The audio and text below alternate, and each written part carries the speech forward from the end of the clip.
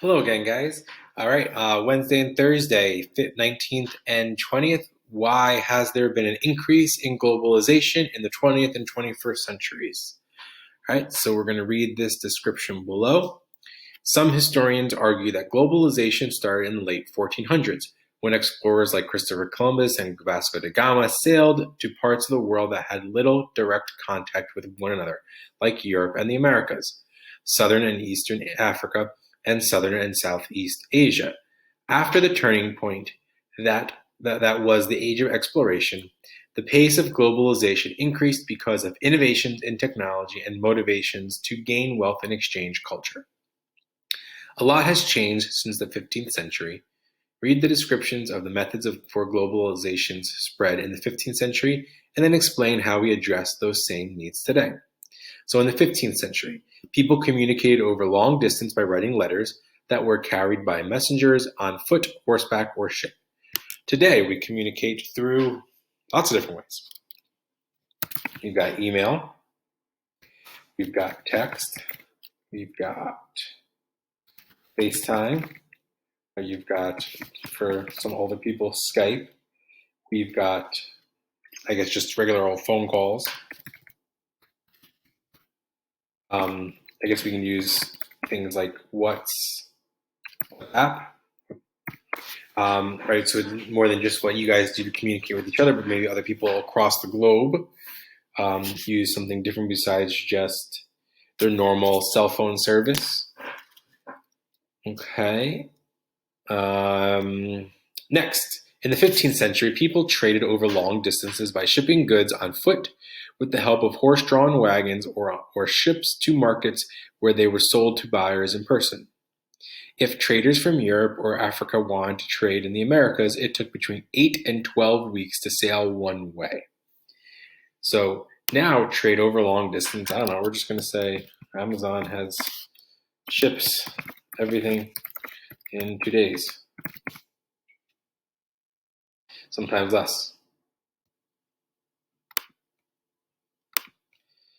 Right, but we have airplanes now, we have ships, enormous ships, and the travel time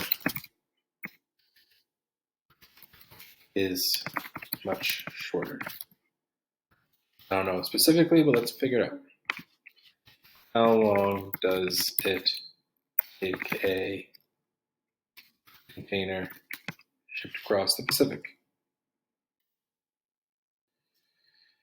Between 15 and 30 days to go across the entire Pacific or Atlantic.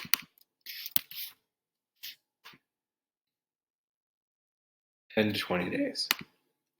So instead of it taking 8 to 12 weeks, it would be 10 to 20 days.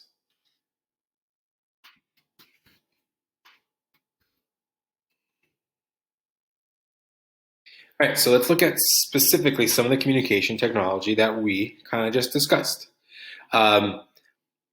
Here is a whole timeline of communication going all the way from paper to the printing press, to the telegraph, to televisions, photocopier, mobile phones, all the things that we got. Google, blah, blah, blah, blah, blah.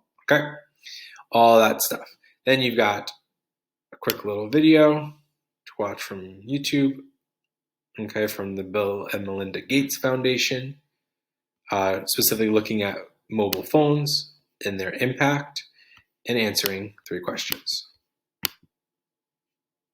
Next, for tomorrow, looking at reason number 2 and number 3. Reason number 2 is innovation in transportation.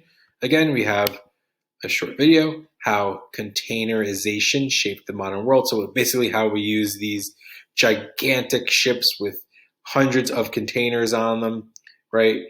It can go on ships, it can go on trucks, we can go on trains, and how these container ships get the stuff that we buy all over the world.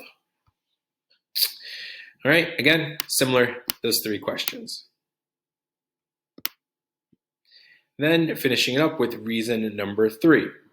the availability and access to inexpensive and highly skilled labor.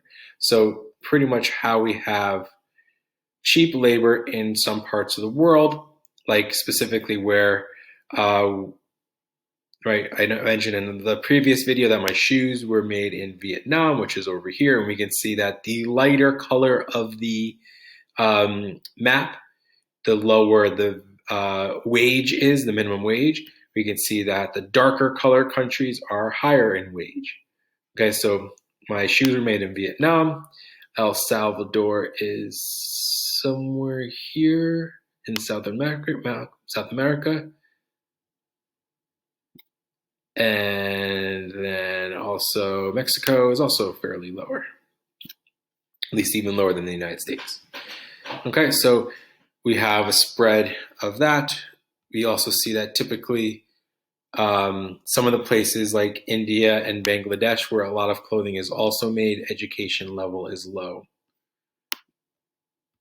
Okay, so there should be some kind of correlation there. Finally, again, you have your couple of questions based on those last items. Again, very simple and straightforward. Finish it up and submit it. All right, I'll talk to you guys next week. Bye-bye.